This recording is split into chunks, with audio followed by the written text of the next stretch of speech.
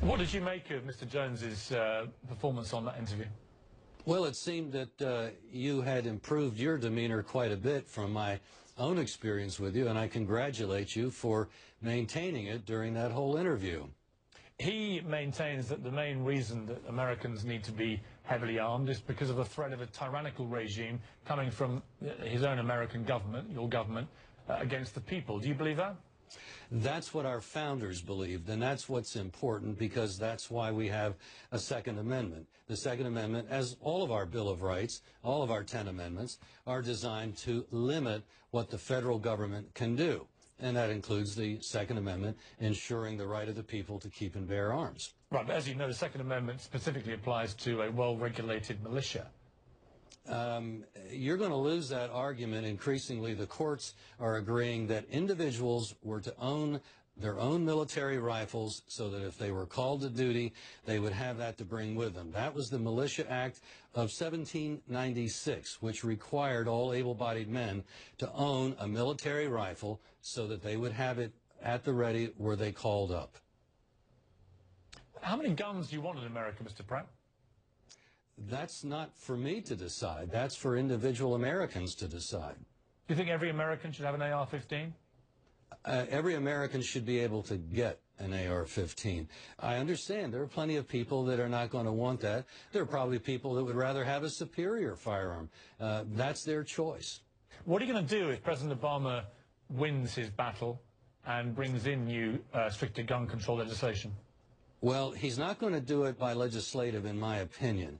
What I'm concerned about, and what I've been concerned about since even well before the elections, is having seen the president rule by executive order where he has no authority in other areas, I can see that he would just go ahead, and the vice president has even hinted at an executive order that would accomplish some or all of their gun control agenda. That, I think, changes the game and throws into question the legitimacy of the federal government. And I would advise Mr. Obama to consider what happened to George III when he was doing similar things against the American colonists. You're likening President Obama to George III? Well, President Obama hasn't banned the importation of ball and powder yet, which George III did.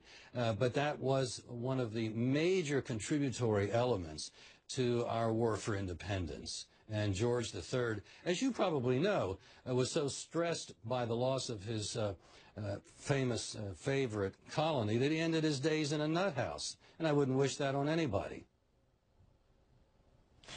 When I talk to you, Mr. Pratt, I always look for some sense of humanity from you in this debate, that you could react to something like the Sandy Hook massacre in the way that I did and many other people did. And I never see it from you. All I see is a very determined attempt to make sure the only outcome is that the gun manufacturers sell more guns and sell more ammunition, as we saw in December, record gun sales, record ammunition sales. Sir, I would ask you, where is the humanity in telling people they must be disarmed, they must be victims, they must just sit there patiently and wait their turn for a bullet?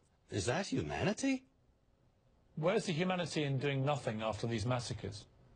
The humanity was being able to do nothing during the massacre. That was the lack of humanity, and that's what we're trying to rectify. And you know what? I know this will come as more lies from Larry Pratt, but it's entirely possible that the House of Representatives will approve a bill by Representative Steve Stockman to do away with the gun-free school zones. And you'd be happy with that if every school suddenly had people running around with guns, right? You're a good guesser. Yes, sir. Where are they going to put them? Well, when people carry a concealed firearm, one doesn't exactly know for sure.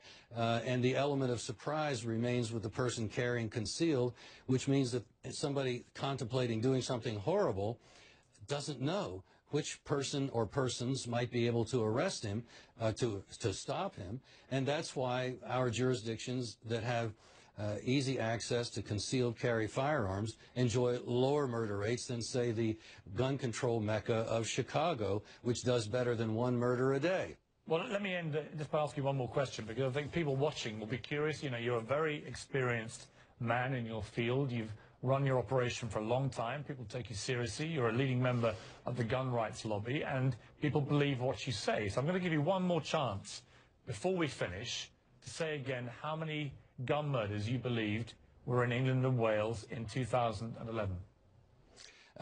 More important than the number of murders, and it doesn't matter how a murder is committed. So I'm not going to really care about can you how repeat many the number? were Can guns. you repeat the number of gun murders that you said earlier? The data we have seen was 970, but Okay, well, that pales into Mr. insignificance Pratt, compared to your violent crime rate overall. Mr. The Pratt, rapes, the muggings, the beatings. Mr. Pratt, stop being sensational.